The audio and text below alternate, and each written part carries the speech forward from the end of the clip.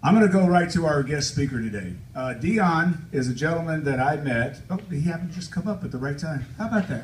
I didn't even time that. How about that? Well done. Okay. Dion, did you buy your Mustang ticket yet? Uh-oh, not yet. Okay. Well, we'll get you on that. But Dion is a gentleman I met at the Texas Chamber of Commerce Executives Conference in Frisco, Texas, that I went to earlier this year. And Dion was in a breakout group and spoke to the group, and I was pretty impressed by the guy.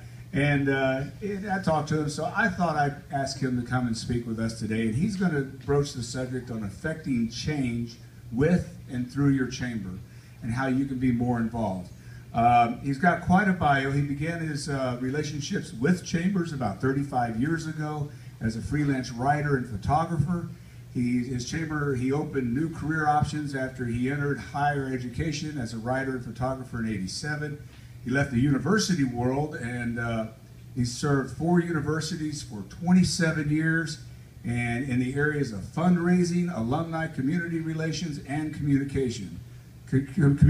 Oh, that's easy for me to say, right? He was an associate vice president when he left the higher education in 2014, and now he brings the lessons of his successes here to the world of chambers through Empowered Creativity Institute that was established with www.dionmcguinness.com. Anyway, I know he can talk more about himself, but he's a wonderful guy. And Dion, if you don't mind, come on up here. And we're going to have about, 10, 15 minutes with you. And he's going to inspire us and whatever else you need to do, okay? Thank you, Don. Appreciate it. Now, when Don first gave me the invitation, he said I could be here till noon. So apparently the timetable changed. But we're going to preempt the programming for just a moment to say to the police department, the sheriff, all first responders, thank you, we appreciate you, and we support you.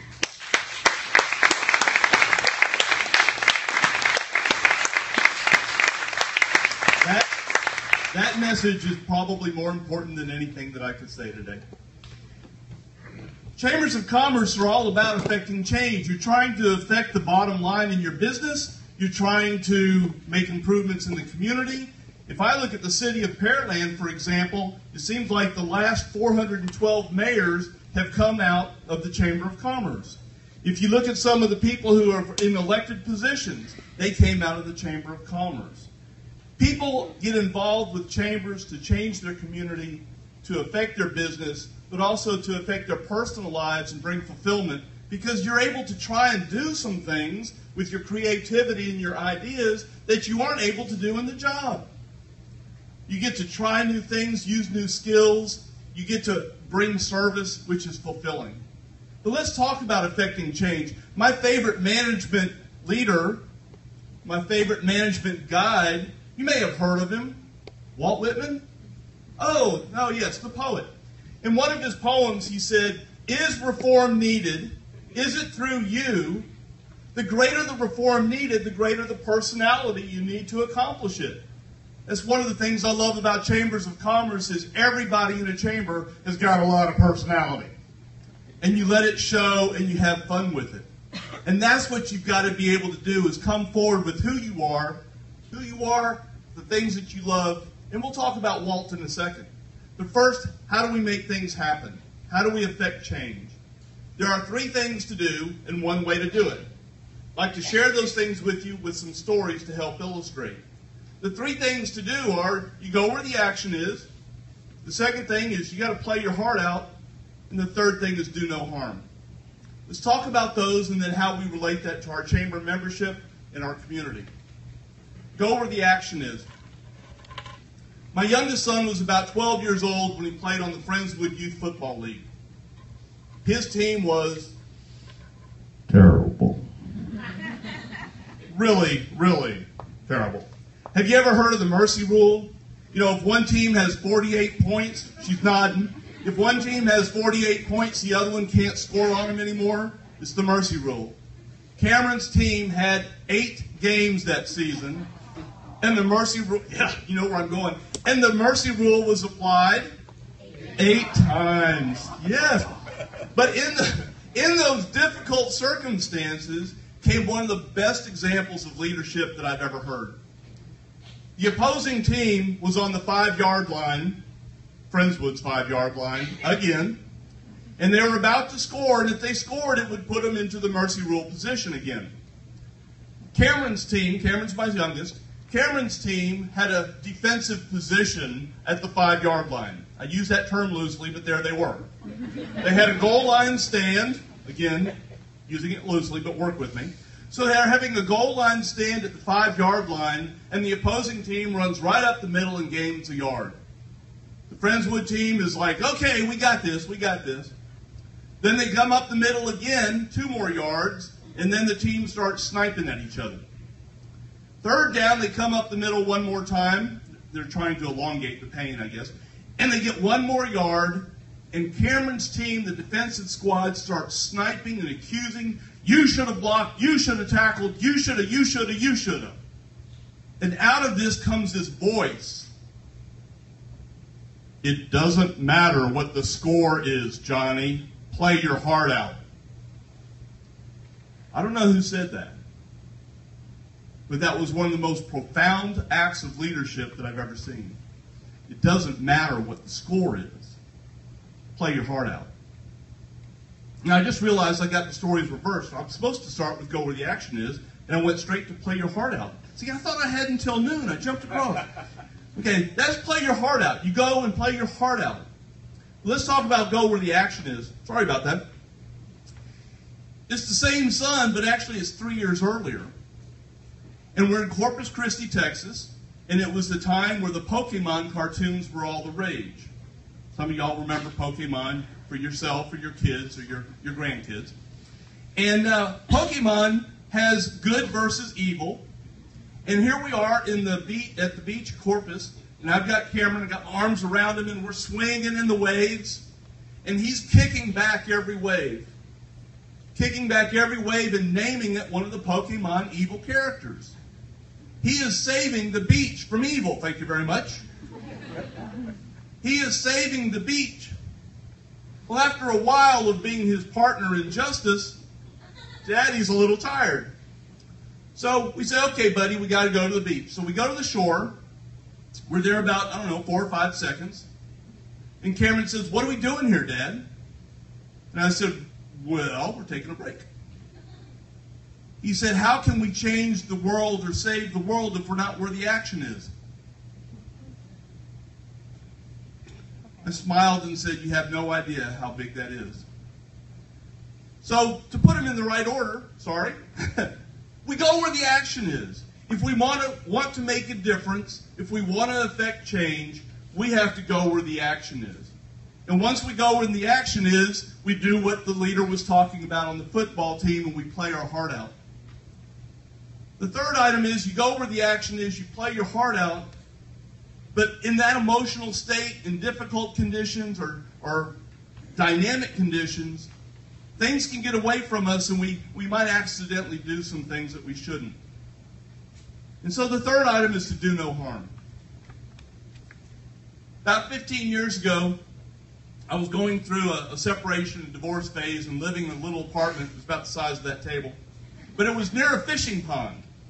I've always loved to fish, and that's what I like to do if I need to think and pause and reflect. And so one day I was out fishing, thinking I might catch some fish and have some time to think, and I caught about a 3-pound catfish. Good fillet size for a growing boy. And after a while, I'd done what I needed. That was the only fish I had, and he's swimming around with a big old white bucket, because I'm an optimistic fisherman, big old white bucket. And I let him go. It's like, whatever, let him go. I go back to the apartment, my neighbor's sitting on the stairs. He said, did you go fishing? Of course, I've got a fishing rod and a bucket, so I'm thinking, that's a good hint. But anyway, I said, yes, I did. He said, did you catch anything? And I said, yeah, I did. He said, let me see it. So I showed him the white bucket. And there's nothing in it. He said, I thought you said you caught something. I said, well, I did, but I figured if it was the only stupid thing he did today, he didn't deserve to die for it. At that point, my son started calling me the Gandhi of fishermen. But the point is that sometimes people, nobody in this room, but people that we know do stupid things. They say things, they make decisions, and you scratch your head and think, what in the world were you thinking? But in those times where we go where the action is and we're playing our heart out, we do no harm. We are careful not to kill them, not to kill their inspiration, their motivation, their creativity, their courage, their desire to try something new. We do not kill them. We do no harm. Now, how do we relate that to affecting change through a Chamber of Commerce? First off, we all know that volunteer time is a wonderful thing on a resume. It shows how complete you are, and it shows how you can manage time. We're all multitaskers in that regard. But it also enables you to provide service to others, which is good for yourself, it's good for your business. We all know that one of the key areas of business success is sharing. It also gives us a chance to try some things that maybe we can't do at work. Now, when I first had my team at University of Houston Clear Lake, I asked people what their personal talents were that they loved to use, that they would like to use at the office. And one of them said, well, I wished I could sing because I love to sing. Guess who found an opportunity for her to sing at the first staff retreat? Not every job allows you that sort of opportunity, but maybe that's what you like to do. Then find a way to do it.